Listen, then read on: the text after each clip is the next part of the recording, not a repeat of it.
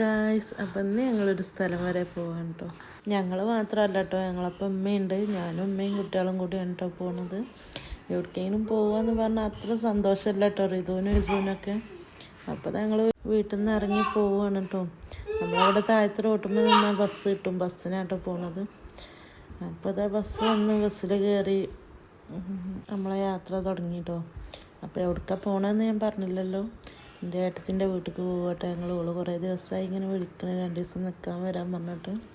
അപ്പോൾ അതാ റിതു അവിടെ ബസ്സിൽ എപ്പോൾ കയറിയാലും ആ സീറ്റ് എനിക്ക് വേണം കേട്ടോ. പിന്നെ അമ്മ അപ്പുറത്ത് ഇരിക്കുന്നുണ്ട് കുട്ടീനായിട്ട്, ഞാനിപ്പുറത്താണ് എനിക്ക് സീറ്റ് കിട്ടിയത്. പിന്നെ അങ്ങനെ ഞങ്ങൾ വണ്ടൂരൊക്കെ എത്തി, വണ്ടൂർ ഇറങ്ങി പിന്നെ വേറെ ബസ് കയറണം കേട്ടോ അവിടേക്കില്ല. അങ്ങനെ ആ ബസ്സിൽ കയറി കണ്ടിരിക്കുകയാണ്. അങ്ങനെ അതാ ഒരു ഉച്ച കഴിഞ്ഞാണല്ലോ ഞങ്ങൾ അവിടെ എത്തിയപ്പോൾ. അവിടെ എത്തി നേരെ ഫുഡൊക്കെ കഴിച്ചു. അത് കഴിഞ്ഞ് ഇസുവിന് അവിടെ എത്തിയപ്പോൾ നല്ല സന്തോഷമായിക്കണം കേട്ടോ. അത് കഴിഞ്ഞ് വൈകുന്നേരം ഒക്കെ കുറച്ച് ഷോപ്പിംഗ് ഉണ്ടെന്ന് പറഞ്ഞപ്പോൾ അവളെ കൂടെ ഒന്ന് പോയി കൊടുക്കുകയാണ്, കുറച്ച് സാധനങ്ങൾ വാങ്ങാൻ.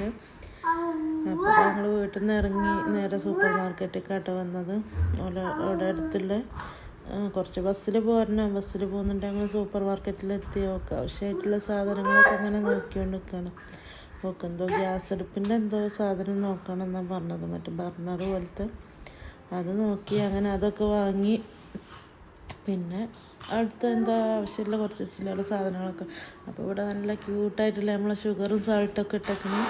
അങ്ങനത്തെ ബോട്ടിൽ കണ്ടിട്ടോ, നല്ല ക്യൂട്ടായിട്ടുള്ള ഒരുപാട് ബോട്ടിൽസും ഗ്ലാസ് ജഗ് അങ്ങനത്തെ ഒരുപാട് ഐറ്റംസ് ഉണ്ട് കേട്ടോ ഇവിടെ.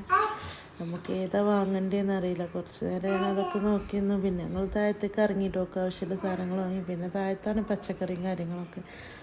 അപ്പോൾ പച്ചക്കറിയും കാര്യങ്ങളൊക്കെ എടുത്തു. പിന്നെ അത്യാവശ്യം സാധനങ്ങളൊക്കെ എടുത്തപ്പോൾ തന്നെ 2 കവർ നിറച്ച സാധനമായിട്ടോ. പിന്നെ ഞങ്ങൾ ആ ബസ്സിൽ നേരെ തിരിച്ച് വീട്ടിലേക്ക് പോന്നു. ഇനി ബാക്കി വിശേഷങ്ങളൊക്കെ ആയിട്ട് നാളെ വരാം കേട്ടോ.